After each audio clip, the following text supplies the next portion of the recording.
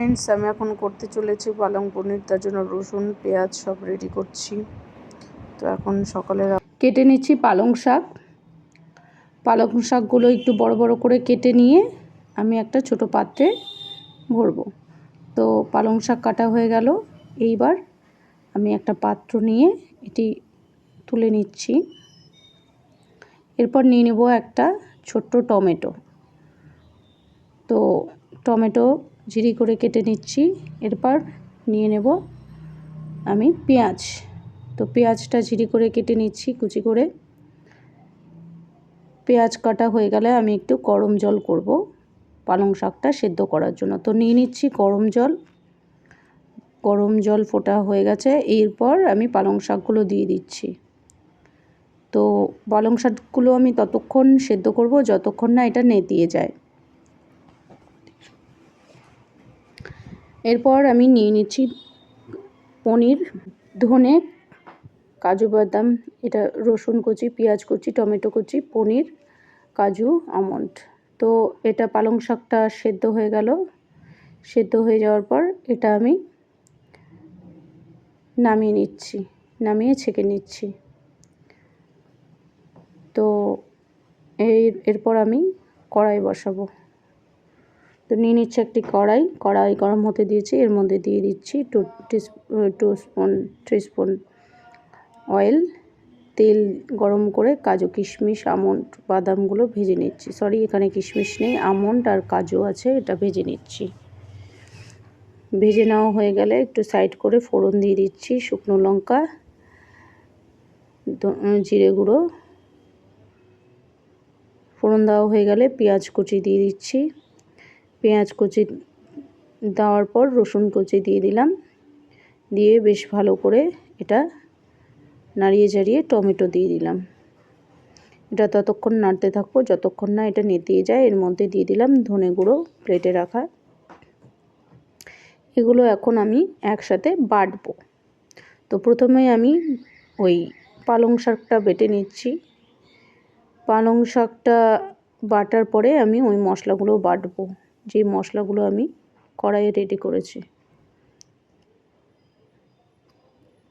তো পালং শাকটা বাটছি, দেখো বাটতে বাটতে এই পর্যায়ে চলে এসছে, মিহি হয়ে গেছে। এবার পালং শাকটা আমি নামিয়ে নিচ্ছি।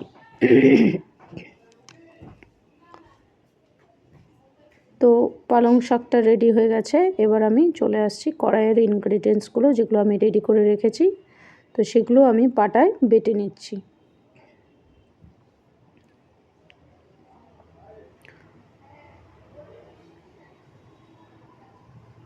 তো পাটায় যখন বাটছি বেশ সুন্দর একটা স্মেল বেরিয়ে আসছে।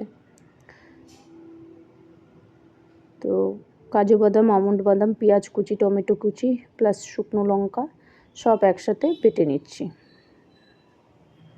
বাটা হয়ে গেলে এটি একটি ছোট পাত্রে তুলে নেব। তোলা হয়ে গেল। এবার নিয়ে নিচ্ছি নুন, হলুদ, লবণ, তেল, পনির এবং বাটা মশলা, পালং শাক বাটা এবং ওই মশলা বাটাগুলো, পেঁয়াজ বাটা, রসুন বাটা। তো নিয়ে নিচ্ছি তেল কড়াইয়ে। তেলটা গরম হয়ে গেছে প্রায়। এরপর তেল গরম হলেই শুরু করে দেব রান্নার প্রসেস। তো তেল গরম হয়ে গেছে, এর মধ্যে একটু নুন ছিটিয়ে নিলাম, হলুদ ছিটিয়ে নিলাম। এবার পনিরটা ভাজবো।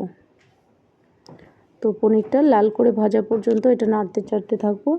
নাড়া হয়ে গেছে। এবার একটু গরম জল নিয়ে নিয়েছি। গরম জলে পনিরগুলো নামিয়ে নিয়েছি, তাহলে পনিরগুলো খেতে সফট লাগবে।